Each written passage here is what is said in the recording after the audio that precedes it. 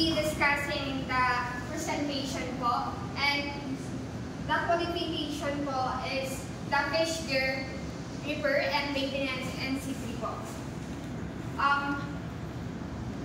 And respondent profile po, and the summary of characteristic, we have a 70% and 85 to 89. And we have 30% in 90 and 94. And the average grade in math po, we have a 30% in 85 to 89, and we have 20% 80 to 84. And we have the 50% in 90 to 94, and it's equal to 100% po. In the culture and language background po, all my respondent po is specified or identified po as a Bicolano po. And the educational and general knowledge, same po, have a 100% po. And the sex po, 6 out of 10 respondent po are in female po. And also, the 4 remaining po are in male po. And the age po, we have a 20 years old po in 10%, and 20 years old in 50%, and the 19 years old in the 10%, and the 26 to 27 years old in 30% is equal to 100%. And the physical disability po, we have a 10% po in hypertension, and 90% is not. In the previous learning experience po, out of 10 respondents, 2 of them have a training level completed po.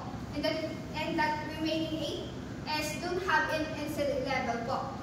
This is the graph po. 80% po sa kanila yung wala, and the 2 remaining po is nagkantang po sila ng NC. And in the learning style po, we have in visual po having a 100%, reflector 50%, auditory have in 10%, and activity is 10%.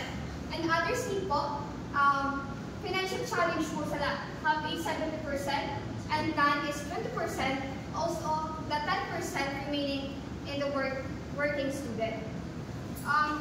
This is a survey result in basic competencies. The LO1 have a 90% and 10%, and LO2 have a 88% and 20%. The LO3 have a 90% and 10%. In the common po, and applied safety measure in fire operation, and LO1 po have a 100%, and the LO2 have a 90%, and LO3 have a 90 yes and 10% of no. And the core competency, we have a 3 competencies po in the core competency.